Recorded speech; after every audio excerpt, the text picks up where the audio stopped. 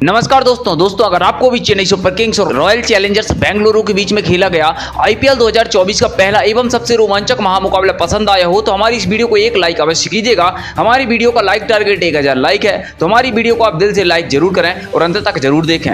दोस्तों आईपीएल 2024 के पहले एवं सबसे रोमांचक महामुकाबले में आईपीएल इतिहास की दो सबसे घातक और सबसे सफल टीमें एक दूसरे से भिड़ी। इस बार नए कप्तान ऋतुराज गायकवाड़ के साथ नई चेन्नई सुपर किंग्स के सामने फाफ डु प्लेसिस की कप्तानी वाली रॉयल चैलेंजर्स बेंगलुरु टीम खड़ी थी। इस रोंगटे खड़े कर देने वाले महामुकाबले में बेंगलुरु के कप्तान फाफ डु प्लेसिस ने टॉस जीता और टॉस जीतकर पहले ही महामुकाबले में बल्लेबाजी करने का शानदार फैसला किया। चेन्नई की टीम को पहले बल्लेबाजी करने के लिए आमंत्रित किया गया। इसके बाद रनों की बरसात करने के इरादे से बेंगलुरु की तरफ से दो सबसे घातक ओपनर बल्लेबाज मैदान पर उतरे। सबसे बेहतरीन बल्लेबाज विराट कोहली और बेंगलुरु के कप्तान फाफ डु प्लेसिस के कंधों पर इस महामुकाबले में अपनी टीम को एक विस्फोटक ओपनिंग दिलाने की जिम्मेदारी आन पड़ी थी और इस महामुकाबले में बेंगलुरु की इस धमाकेदार ओपनिंग जोड़ी ने अपनी टीम को एक गजब शुरुआत दिलाई। इस महामुकाबले में कप्तान फाफ डु प्लेसिस ने अद्भुत अंदाज में तूफानी और एवं विस्फोटक बल्लेबाजी की तो दूसरे छोर पर बेहतरीन फॉर्म में चल रहे विराट कोहली को बल्लेबाजी करने का मौका भी नहीं मिल रहा था क्योंकि फाफ डु प्लेसिस बल्ले से लगातार लंबे चौके एवं छक्के देखने को मिल रहे थे। कप्तान फाफ डु प्लेसिस ने आज इस तरीके की बल्लेबाजी की कि इनकी बल्लेबाजी ने चेन्नई कप्तान ऋतुराज गायकवाड़ को तक परेशानी में डाल दिया था।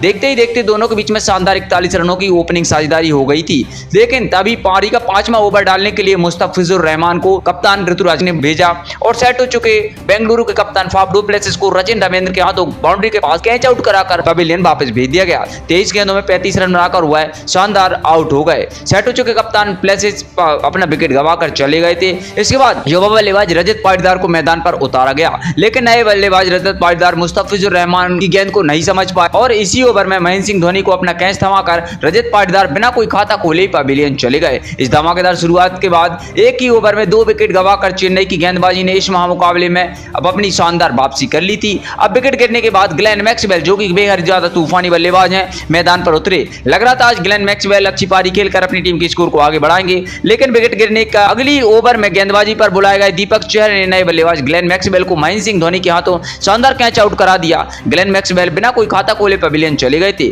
ऐसे में कप्तान ऋतुराज गायकवाड़ और महेंद्र सिंह धोनी की चालाकी के सामने में बेंगलुरु का टॉप ऑर्डर बिल्कुल कमजोर पड़ चुका था।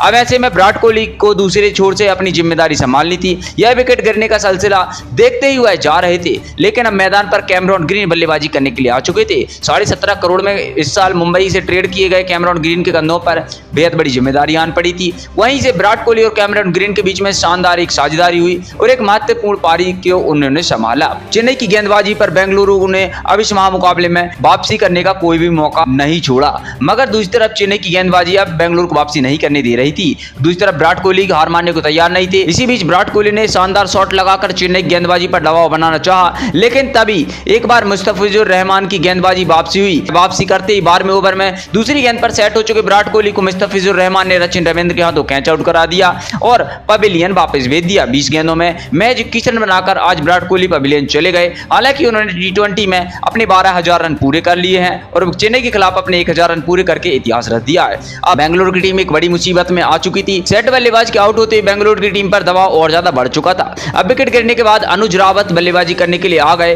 और विकेट कीपर बल्लेबाज अनुज रावत कुछ बल्लेबाजी करने की शुरुआत कर ही रहे थे, मगर दूसरी तरफ मुस्तफिजुर रहमान ने अपनी इसी ओवर में सेट हो चुके कैमरॉन ग्रीन को क्लीन बोल्ड करके बेंगलुरु की टीम को बैकफुट पर ढकेल दिया था। कैमरॉन ग्रीन महज 22 गेंदों में 18 रन बनाकर पवेलियन चले गए थे।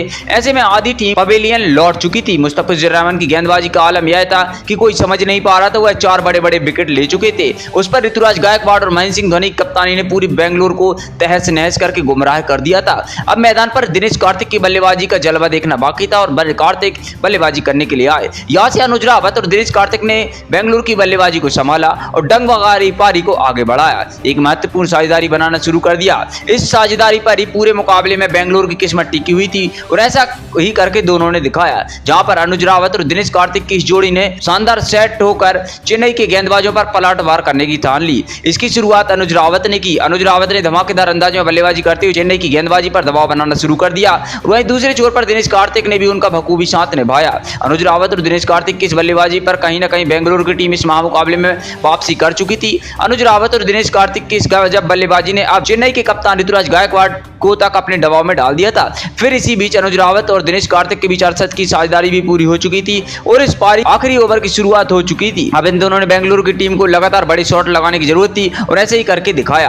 अनुज रावत रावत और दिनेश कार्तिक की जोड़ी ने यह करके दिखाया। खासकर अनुज रावत ने तुरंत तुषार देशपांडे को अपना निशाना बनाया और लगातार छक्के लगाते हुए बेंगलुरु के स्कोर बोर्ड को आगे बढ़ाया। दोनों की यह साझेदारी बेंगलुरु टीम के लिए किसी वरदान से कम साबित नहीं हुई। अनुज रावत और दिनेश कार्तिक ने अंत में लाजवाब बल्लेबाजी करके दिखाई। अद्भुत 95 रनों की साझेदारी की। इस विशाल साझेदारी की बदौलत टीम 173 रनों के लक्ष्य तक पहुंच गई और चेन्नई के सामने 174 रन का पहाड़ जैसा लक्ष्य बिछा दिया था। ऐसे में चेन्नई की टीम 174 रन के लक्ष्य के जवाब में उतरी और उनकी तरफ से 2 ओपनर बल्लेबाज मैदान पर उतरे थे, जहां पर चेन्नई सुपर किंग्स कप्तान ऋतुराज गायकवाड़ ने ओपनिंग की जिम्मेदारी संभाली। दूसरी तरफ रचिन रविंद्र ने डेविन कॉनवे की जगह ओपनिंग की, क्योंकि डेविन कॉनवे इस आईपीएल में नहीं खेल रहे हैं। इस महामुकाबले में विस्फोटक शुरुआत दिलाने के लिए पहली गेंद पर ऋतुराज गायकवाड़ ने मोहम्मद सिराज को शानदार चौका लगाकर अपना खतरनाक ट्रेलर दिखा दिया था। इसके अलावा रचिन रविंद्र ने भी दूसरी तरफ से विस्फोटक अंदाज में बल्लेबाजी करना शुरू कर दिया और इसके बाद गजब शुरुआत के साथ ही इस महामुकाबले में खासकर चेन्नई सुपर किंग्स को धमाकेदार शुरुआत दिला दी थी।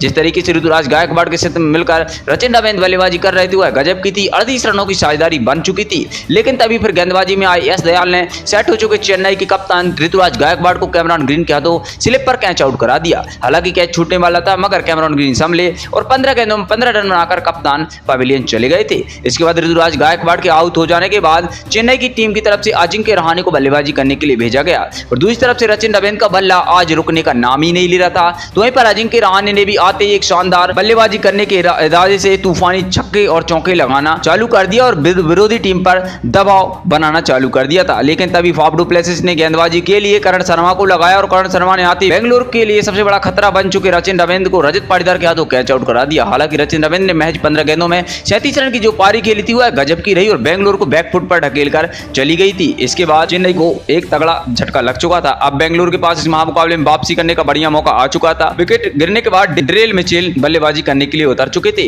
डेरिल मिचेल की बल्लेबाजी आपने वर्ल्ड कप में देखी होगी और आते ही करण शर्मा को 2 लगातार छक्के लगा दिए। फिर इसके बाद बेंगलुरु की गेंदबाजी पर दबाव बनाना शुरू कर दिया, लेकिन अजिंक्य रहाणे के साथ डेरिल मिचेल की यह साझेदारी ज्यादा आगे नहीं बढ़ पाई और कैमरॉन ग्रीन ने सेट हो चुके अजिंक्य रहाणे को ग्लेन मैक्सवेल के हाथों आउट करा दिया। मगर अजिंक्य रहाणे ने अब तक 19 गेंदों में 27 रन ठोक दिए थे और बेंगलुरु की गेंदबाजी धीरे धीरे इस महामुकाबले में वापसी कर रही थी।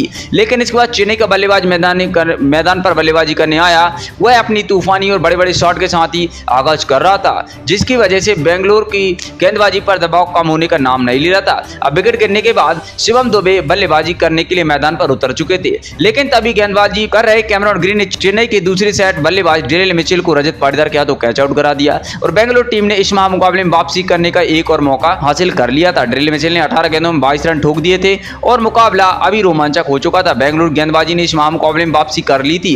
अब चेन्नई की टीम की तरफ से रविंद्र जडेजा बल्लेबाजी करने के लिए उतरे और बेंगलुरु की गेंदबाजी बेहतरीन फॉर्म में नजर आ रही थी, लेकिन इस गेंदबाजी के सामने शिवम दुबे और नए बल्लेबाज रविंद्र जडेजा ने हार नहीं मानी थी। चेन्नई की रणगति को रोकने नहीं दिया। खासकर शिवम दुबे ने अपने बल्ले से बेंगलुरु गेंदबाजी पर प्रहार करके दिखाया और उनका साथ देने आए रविंद्र जडेजा ने भी सही अंदाज में बल्लेबाजी करते हुए शिवम दुबे को एक महत्वपूर्ण साझेदारी करने का मौका दिया।